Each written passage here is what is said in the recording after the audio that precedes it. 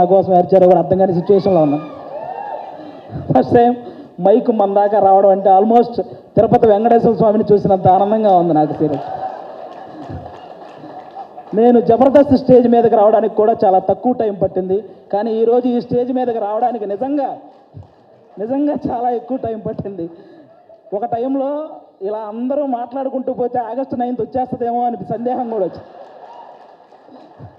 చిన్న సందేహం కూడా వచ్చింది నాకు నిజంగా. అసలు బేసిక్గా ఈ ఈవెంట్కి నేను ఇంకా కొంచెం ముందే రావాలి.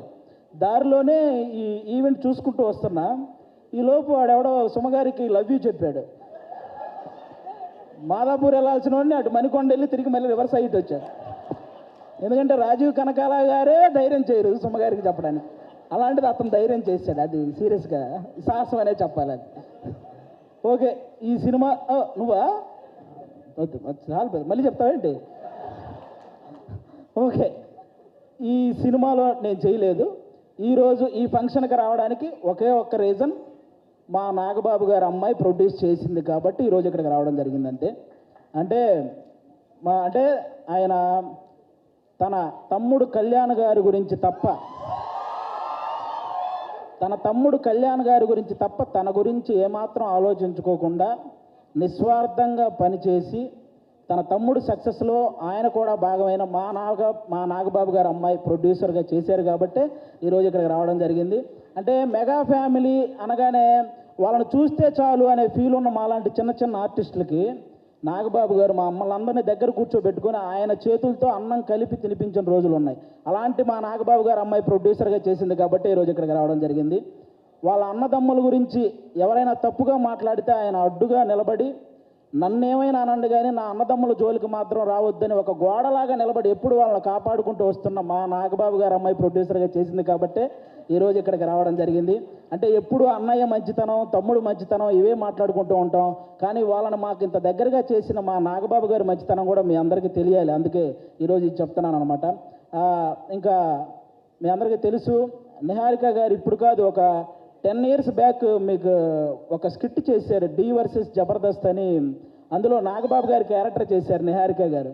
ఆ స్కిట్ నేనే రాశాను. ఫస్ట్ టైం ఒక టైమింగ్ అంటే ఎలా ఉండాలి, ఒక పంచ్ టైమింగ్ వేసేటప్పుడు ఆ మాడ్యులేషన్ ఎలా ఉండాలి, ఇవన్నీ కూడా నాకు ఒక రకంగా అలవాటైంది కూడా నిహారిక గారి టైమింగ్ చూసే. నాకు ఆ రోజు నేను స్కిట్ రాసినప్పుడు ఆ విధంగా నిహారిక గారు అప్పటి నుంచి నాకు పరిచయం అనమాట.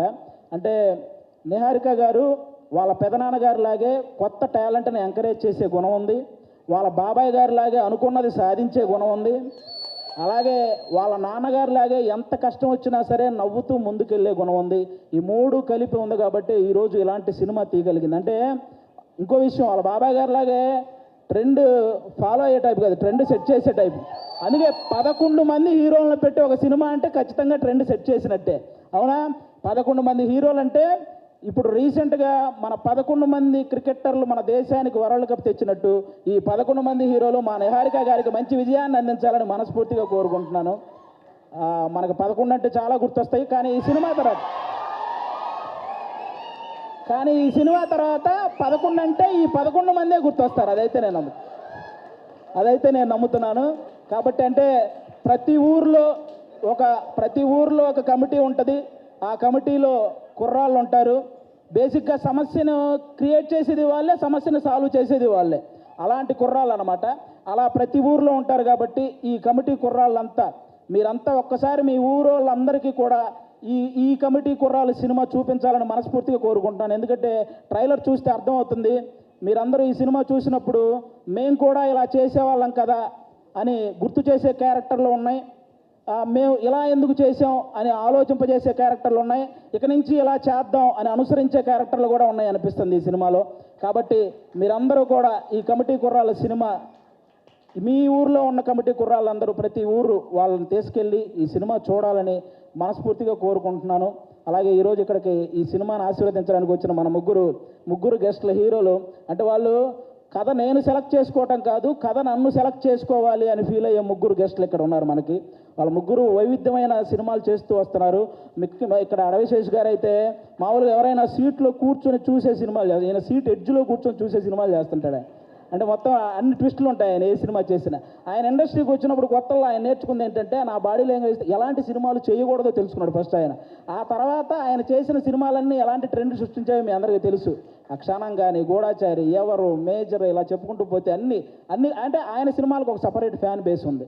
ఇంకా మా సాయి ధర్మ తేజ్ గారు మామూలుగా ఎవరైనా పేరులో ఇంటి పేరు పెట్టుకుంటారు, కొంతమంది క్యాస్ట్ పేరు పెట్టుకుంటారు, కొంతమంది నాన్నగారి పేరు పెట్టుకుంటారు. కానీ ఫస్ట్ టైం పేరులో అమ్మగారి పేరు పెట్టుకొని ప్రతి ఒక్కరూ వాళ్ళ అమ్మని అంతలా గౌరవించాలి అని మనందరికీ ఒక సంకేతాన్ని ఇచ్చినటువంటి హీరో మన సాయి ధర్మ తేజ్ గారు. అంతేకాదు రీసెంట్గా ఒక ఓల్డ్ ఆర్టిస్ట్ మన పావలా శ్యామల గారు ఇబ్బందుల్లో ఉంటే ఆవిడకి 5 లక్షల సహాయం చేశారు మన సాయి ధర్మ తేజ్ గారు. అంటే సంపాదించే శక్తి దేవుడు అందరికీ ఇస్తాడు, కానీ సహాయం చేసే మనసు కొంతమందికే ఇస్తాడు. అందులో మన సాయి ధర్మ తేజ్ గారు కూడా ఉండడం నిజంగా మనందరి అదృష్టం. అంతేకాకుండా రీసెంట్గానే అంటే తండ్రికి కూతురికి కూడా తప్పుడు సంకేతాలు చూపిస్తూ చేసిన ఒక వీడియో మీద మొట్టమొదట స్పందించిన హీరో మన సాయి ధర్మ తేజ్. ఈరోజు సోషల్ మీడియాలో ఈ అమ్మల్ని తిట్టేవాళ్ళు, అక్కల్ని తిట్టేవాళ్ళు తగ్గుతూ వస్తున్నారంటే దానికి రీజన్ మన సాయి ధర్మ తేజ్ గారు తీసుకున్న ఆ రోజు డెసిషన్ అనమాట. అలా ఆ సాయి ధర్మ తేజ్ గారు కానీ ఇంకా మా వరుణ్ తేజ్ గారు, మా నాగబాబు గారు అబ్బాయి. అంటే నేను తొలి ప్రేమ సినిమా ఫస్ట్ నాకు తొలి ప్రేమ సినిమా ద్వారానే సినిమాల్లో ఒక సక్సెస్ వచ్చింది. అది తీసిన డైరెక్టర్ కూడా ఇక్కడే ఉన్నారు, వెంకటేశ్వరి గారు. అంటే ఆయన కూడా మెగా ఫ్యామిలీ నుంచి వచ్చిన ఒక హీరో అన్న గర్వం ఎక్కడా ఉండదు మా వరుణ్ తేజ్ గారికి. చిరంజీవి గారి లాగే వైవిధ్యమైన కథలను ఎంచుకుంటూ వెళ్తుంటారు. అంటే అప్పట్లో చిరంజీవి గారు రుద్రవీణ చేశారు, గ్యాంగ్ లీడర్ లాంటి సినిమా చేశారు, అలాగే చంటబ్బాయి లాంటి కామెడీ సినిమా చేశారు, ఆపద్బాంధవులు లాంటి ఒక ప్రయోగమైన సినిమా చేశారు.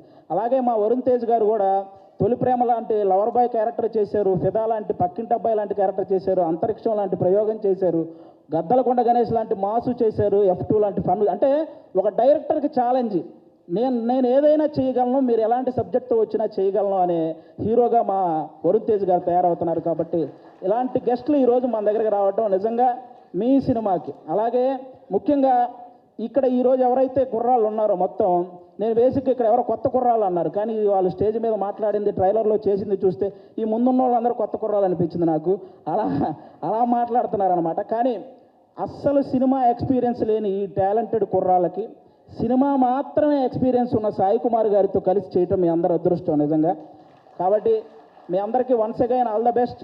ఆగస్ట్ 9 తర్వాత ఖచ్చితంగా ఈ సినిమాకి సక్సెస్ మీట్ ఉంటుందని నేను మనస్ఫూర్తిగా కోరుకుంటున్నాను. వన్స్ అగైన్ నిహారిక గారికి కూడా ఆల్ ద బెస్ట్ అండి. థ్యాంక్ యూ ఆది గారు. నెక్స్ట్ మీటింగ్కి మైక్ పట్టుకెళ్తున్నారా? అండ్ కొంతమంది మాట్లాడితే ఆపితే బాగుంటుంది అనిపిస్తుంది, కానీ ఈయన మాట్లాడితే మాత్రం చెవులు నిక్కబుడుచుకుని మరీ వింటూ ఉంటాము. సో ఆది గారు, థ్యాంక్ యూ సో మచ్.